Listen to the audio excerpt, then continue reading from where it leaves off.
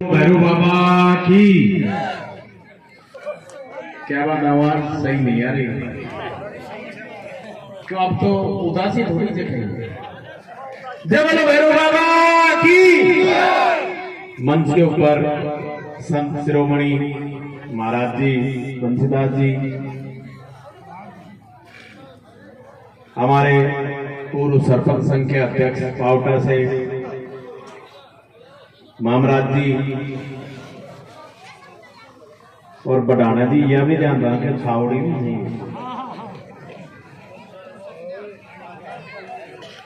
मेरे सामने बैठे हुए पंचायत समिति सदस्य सम्मान्य भाई रोशन जी, आपके यहाँ के सदैव धार्मिक कार्यक्रमों में और जब भी आवश्यकता पड़ती है, चाहे वो बीमार हो चाहे किसी भी स्थिति परिस्थिति से गुजर रहे हो, लेकिन अपनी सेवा देने के लिए सदैव जिस प्रकार से जो सेवा का भाव वही हनुमान जी गीत में और ईश्वर से कामना करता हूँ। आज इस मंदिर में मैं भूमिया बाबा से प्रार्थना करता हूँ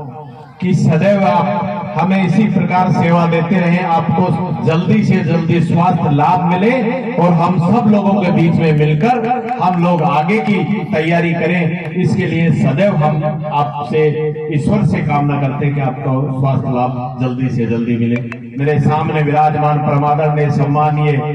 मेरे बुजुर्गों को मेरा पांव धो, मेरी माता शक्ति को मेरा नमन, और जो दूर दराज तक जो युवा जिस प्रकार से जो कार्य कर रहे हैं, कोई बाहर से आए हुए जो अतिथि हैं उनको कोई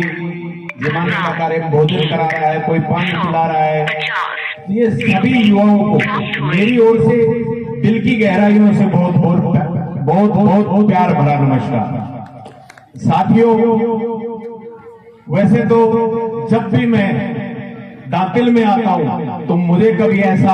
अनुभव नहीं होता कि मैं किसी गांव में जा रहा हूँ, कहीं किसी प्रोग्राम में जा रहा हूँ। जब भी मैं इस पृथ्वी के ऊपर आता हूँ, जब भी मैं इस धरा के ऊपर आता हूँ, तो मुझे ऐसा लगता है कि मैं अपने घर में जा रहा हूँ, अपने माता पिता से मिलने जा रहा हूँ, अपनी बहनों से मिलने जा रहा हूँ, अपने भाइयों से मिलने जा रहा हूँ, अपने बच्चों से मिलने जा रहा हूँ। जो प्यार आप लोगों ने मुझे दिया और जो आशीर्वाद आप लोगों का सदैव, चाहे स्थिति परिस्थिति कैसी भी रही हो, किसी भी स्थिति के अंदर जब भी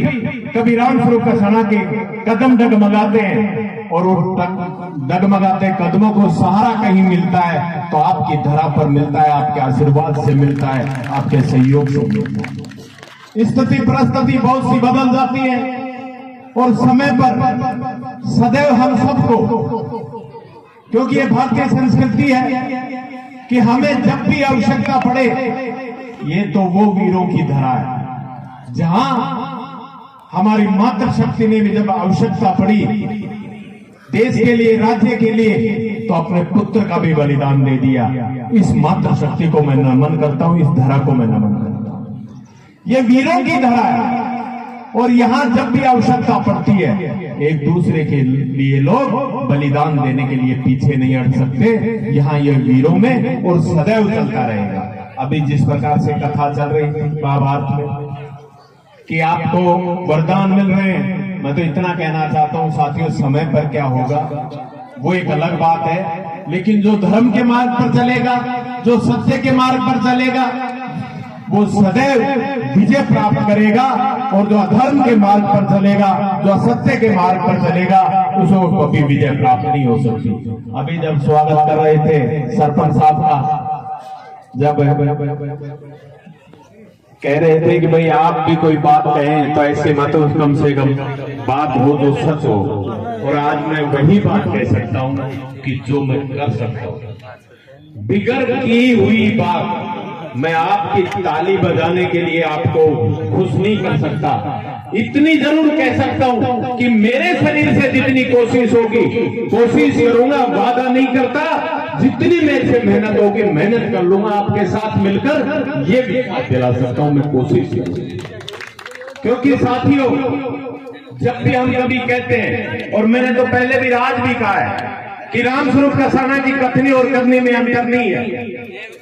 जब भी कोई बात कहेगा तो वही बात कहेगा जिसको वो पूरी कर सकता है। आज हम सब लोग आपके प्यार और सम्मान के बलबूते पर निकलते हैं और जब आप लोगों के दर्शन होते हैं तो एक नई ऊर्जा मिलती है। हमारे जो महासी कलाकार ठेकला जी और दूसरे भाई राम कुमार जी पढ़ानो ही तो तो नाम नहीं कहते पढ़ानो भाई पढ़ाना जी, मैं आपको सदैव ये धन्यवाद अर्पित करता हूं और आज भी इस मंच के माध्यम से मैं आपको धन्यवाद अर्पित करना चाहूंगा। आप जैसी शख्सियत जो हमारी भारतीय संस्कृति को लोगों के बीच में हो, आप अपने गाने के माध्यम से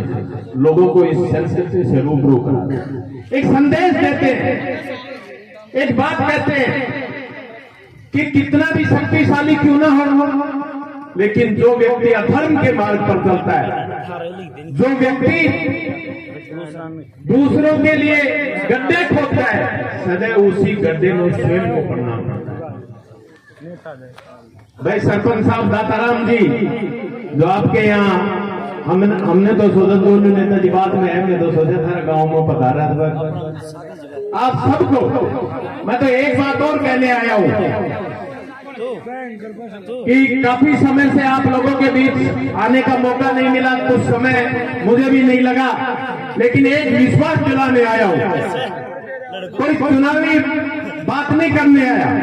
सिर्फ एक विश्वास दिलाने आया हूं कि रामस्वरूप कसाना ने पहले भी कहा था, आज भी कहता हूं कि रामस्वरूप कसाना के